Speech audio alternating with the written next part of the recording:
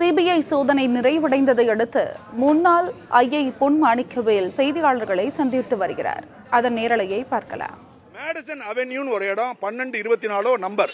அந்த நம்பர் தான் art of the பாஸ்ட்னு சொல்லி ஒரு வெளிநாட்டுக்காரன் உங்களுக்கு தெரியும் சுபாஷ் சந்திர கபூரை அரெஸ்ட் பண்ணி நாங்கள் கொண்டாந்து உள்ள வச்சு தண்டனை வாங்கி இன்னொரு 10 வருஷத்துக்கு மேல உள்ள கிடக்குறான்.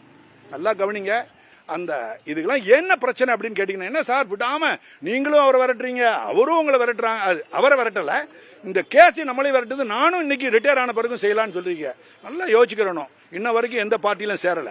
சும்மா ஆளாளுக்கு அதுல போவாங்க இதுல போவாங்க அப்பாயின்மெண்ட் வாங்குவாங்க சொல்லி இல்லைன்னா பார்த்தாங்க.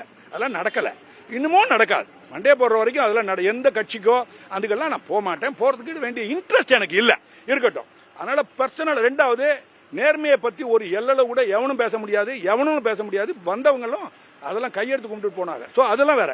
இப்ப வழக்குல இந்த ஆளை வம்பா நீங்க உள்ள போட்டுட்டீங்கிற பிரச்சனை குற்றச்சாட்டு இருக்கு இல்லையா, அந்த குற்றச்சாட்டுக்கு தான் சொல்றேன். அப்படின்னா தினதாளம் வீட்டில் வந்து சர்ச் பண்ண போகும்போது கூட இருக்கிற அதிகாரி எல்லாரும் கையெழுத்து போடுறாரு. அப்ப இவரும் கையெழுத்து போடுறாரு. அப்ப ரிமாண்ட் ரிப்போர்ட்ல என் கூட காதர் பாட்சா இருந்தாருன்னு சொல்லி ஜீவானந்தம் எழுதுறாரு. அதே ஜீவானந்தம் என்ன எழுதுறாரு, திருப்பி தன்னுடைய கேஸ் டைரியில எழுதுறாரு இவர் இருந்தாருன்னு சொல்றாங்க. அது நான் சொல்லல, உங்களுடைய இல்ல காதர் பாட்சா சொல்லத்தானே சார் செய்வாரு. எப்படி கேட்டீங்கன்னா, அப்படி இல்லாதவரை எழுதியிருந்தா, ஜீவானந்தம் எழுதியிருந்தா எவ்வளவு பெரிய பிரச்சனைக்கு உள்ளா இருக்கும். ஏன் அவர் மேல நீங்க நடவடிக்கை எடுக்கல? பெரிய தப்பா போயிடும் இல்லையா? ஒரு ஆள் வரலையே, 4-5 பேர் வந்திருக்காங்களா? 4-5 பேர் நாங்க சார் அதெல்லாம் மாட்டு கத்துக்கல. அதெல்லாம் உச்சக்கட்ட பொய். அதுல ஒன்றும் சந்தேகம் இல்லை. உள்ள இருந்தது உண்மை. வெளிநாட்டுக்கு நல்லா கவனிங்க. மதுரையில திருநெல்வேலியில் கொள்ளையடிக்கிறதுல இருந்து மெட்ராஸ் வரைக்கும் ஏ டிரான்சாக்சன் வச்சுக்கிடுங்க, ஏ குற்றம். அப்புறம் மெட்ராஸ்ல இருந்து பாம்பே போகுது, அது பி குற்றவாளின்னு பி டிரான்சாக்சன் வச்சுடுங்க. பாம்பேல இருந்து நேரடியா மேன்ஹாட்டனுக்கு போகுது, நியூயார்க், அது சி டிரான்சாக்சன் வச்சுக்கிடுங்க, ஏபிசி ஆயிடுச்சு. அப்புறம் மேன்ஹாட்டன்ல இருந்து லண்டனுக்கு அது போகுது. எல்லாம் கவனிங்க, எவ்வளவு பெரிய மேட்சா. லண்டனுக்கு போகுது, அது ஏபிசி டின்னு வச்சுக்கிடுங்க. அப்போ லண்டன்ல இருந்து திருப்பி என்ன செய்யுது, கையை ஒட்ட வைக்கிறான் லண்டன்ல. நீல் பெரிஸ் ஸ்மித்னு ஒரு குற்றவாளி. அந்த குற்றவாளி இந்த சிலையை ரிப்பேர் பண்றதுக்கு 1,30,00,000 ரூபாய் அவங்க ரிப்பேர் கையை சேர்க்கறதுக்கு. சோ அந்த ஐடலோட போட்டோ காப்பி அவங்கள்ட்ட இல்ல. அப்ப நான் 3 போட்டோ காப்பியை கொடுத்துருக்கேன். எப்ப ஒன்னு திருண்ண போது எடுத்த போட்டோ, திருண்ணதுக்கு பிறகு கையை அறுத்த போட்டோ, கையை அறுத்ததோட வெளிநாட்டுக்கு போச்சு, வெளிநாட்டுல போய் லண்டன்ல கையை சேர்த்து வைக்கிறா, ரஃபா இருக்கு, அப்புறம் பாலிஷ் பண்றாங்க. அந்த மாதிரி 3 செட்டப் 4 செட்டப் போட்டோகிராஃபி அவங்களுக்கு கொடுக்க போகும்போது தான் தெரியுது. இப்ப போனது உண்மை. அப்புறம் இது போக திருப்பி மேன்ஹாட்டன் வந்திருக்கு, அது டி. அப்புறம் மேன்ஹாட்டன் இருந்து அமெரிக்கால இருந்து திருப்பி தமிழ்நாட்டுக்கு வருது, அது டி போட்டு ABCDEF. இவ்வளவு டிரான்சாக்சன் நடக்க போகும்போது ஏஐ மட்டும்தான் இவங்க இன்வெஸ்டிகேட் பண்றாங்க. அப்படின்னு என்ன,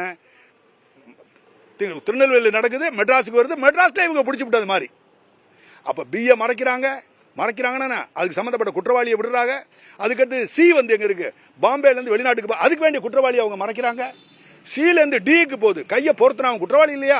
அப்படி அவன் குற்றவாளி இல்லை நீங்களும் சொன்னீங்கனாலும் சரி, இங்க யார் சொன்னாலும் சரி, சுப்ரீம் கோர்ட்ல சொன்னாலும் சரி, ஹைகோர்ட்ல அவன் குற்றவாளி இல்லைன்னு சொன்னா கூட அவன் என்ன செஞ்சான், நான் தான் ஏன் குற்றவாளி அப்படின்னு சொல்லி அமெரிக்காவில் இருக்கக்கூடிய supreme court of New York, county of நியூயார்க்ல அப்பியர் ஆயிடுறான். அவனே உடையாந்துறான் லாயரோட, கையெடுத்து கும்பிட்டு நான் பண்ணது தப்பு, இவ்வளோ ஐடல்களை நான் இவங்களுக்கு பண்ணி கொடுத்ததுலாம் உண்மைதான். இந்த Natarajar Idol number 73 count number 73, இதெல்லாம் எப்படி தெரியும் எனக்கு. நடராஜர் ஐடல் பண்றாங்க, நான் தான் பண்ணி கொடுத்தேன், இதுக்கு இவ்வளவு ரூபா வாங்கினேன், எனக்கு பார்த்து தண்டனையை குறைங்க அப்படின்னு ஆஜராயிடுறார். ஆஜரான பிறகு அதெல்லாம் எடுத்துக்கிட்டு அந்த கேஸ் எல்லாம் எடுத்து அந்த கேஸ் நம்பர் அவங்கள்ட்ட கொடுத்துருக்கேன். அவங்களுக்கு தெரியல. இங்க எப்படி நடக்குதோ அதே மாதிரி அமெரிக்காவில் ஒரு கேஸ் நடந்துகிட்டு இருக்கு. அந்த கேஸ் அப்படியே டீட்டெயில் உங்களுக்கு எல்லாருக்கும் கொடுத்துருக்கேன். கிடைக்காது இவங்களுக்கு.